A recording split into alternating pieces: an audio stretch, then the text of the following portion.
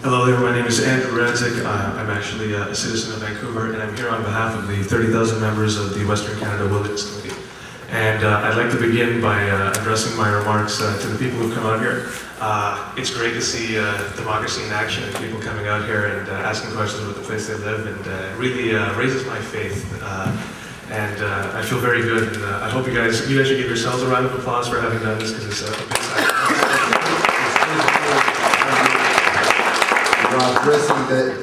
You are addressing the chair, not the crowd, please. Well, thank you. well, all I can say is no one else has seemed to have given the thanks I think that they deserve. So I've got a few questions. The chair will get a few questions from me. So I've been looking at the letter that came from the Department of Fisheries and Oceans about the urban plan, and I'd like to ask some questions about some of the things that they said.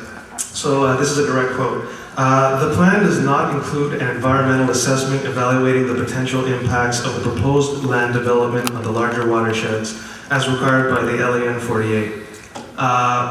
Why doesn't it include that environmental assessment? Mr. Yuni?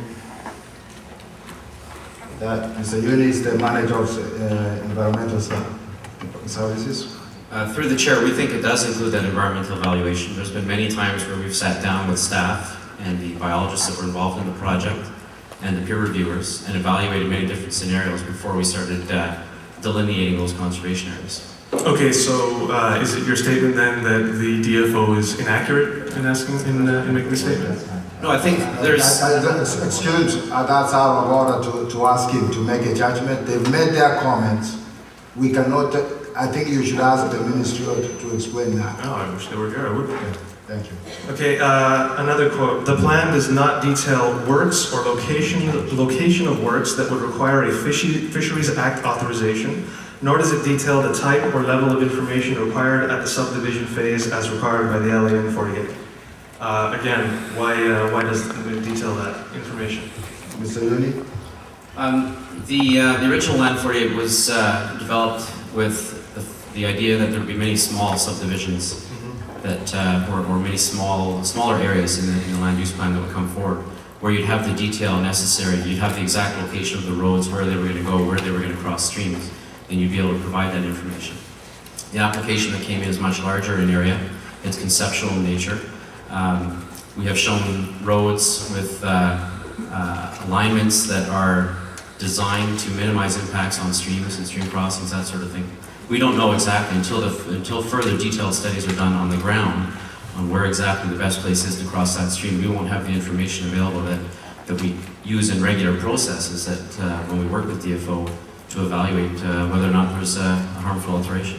So is there any thought that perhaps some of those studies should be done before you're trying to push forward with an agreement? Mr. Yuni? No, I don't think so this time. There's not. It's a conceptual plan. We've tried to show that we're laying out roads to minimize impacts, to minimize stream crossings. That's the idea. Where we do have to cross streams, we don't have the information at this point. There's not the detail there on which part of the stream to cross. So no, I don't think the time is right at this point. Okay, I guess, so again, another quote from the letter. The plan does not demonstrate that impacts to fish habitat cannot be avoided, nor does it include proposed enhancement and restoration opportunities. It is unclear to the DFO how the results of the aquatic environmental studies were used to influence the plan in avoiding impacts to fish habitat, such as minimizing stream crossings or encroachment on headwater areas. As such, the plan's compliance with the DFO's policy for the management of fish habitat cannot be assessed in respect to hierarchy of management options and the guiding principle of no net loss. I'd like to apologize for the extremely technical language, but why haven't there been, like, why hasn't that not, those kinds of impacts been looked at? Well, they have been looked at.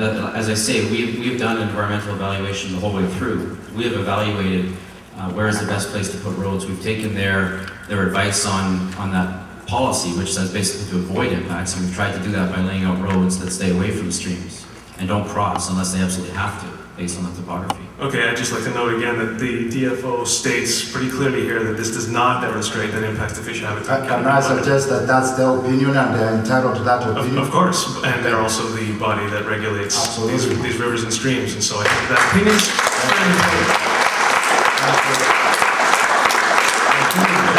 Now, another quote from the letter. I'm sorry, I'm basically reading it, but it just seems so interesting to me, that the opinions that they have. The need for establishing clear directions and assessment in neighborhood plans has recently been highlighted in missions to Cedar Valley area. As one example, we refer to the harmful alteration and destruction of fish habitat adjacent to Godwin Creek Sea, which was completed prior to appropriate assessments and receiving authorization for works. What guarantee that is there that something like this won't happen with this project? Mike? Well, there are no guarantees. I mean, that was an honest mistake that was made in our office. And I mean, that's the honest truth. There was an improper measurement made. We met with the fisheries and oceans people after we noticed that mistake, and we came up with a plan to remediate that area. Okay, so what steps have been taken to establish a, quote, clear direction and assessments? We've changed our planning processes in-house. We've changed the way that when a subdivision plan comes through, how it's reviewed by different staff. Okay. Thank you. And again, this is a direct quote. Without improved guidance in the Neighborhood 1 plan, DFO was concerned that mistakes similar to those made during recent Cedar Valley subdivision processes may occur during future processes.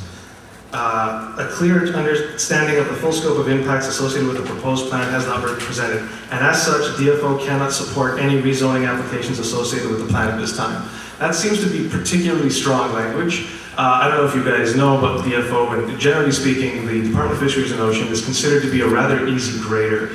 They've been involved in a lot of environmental assessments in British Columbia, and environmental assessments, there's been, I think, one that has been turned down in the history of the Environmental Assessment Office in British Columbia. They're not hard to get, to be pretty friendly towards development. That seems to be a very, very strong statement that they're making there, and I think that should be noted.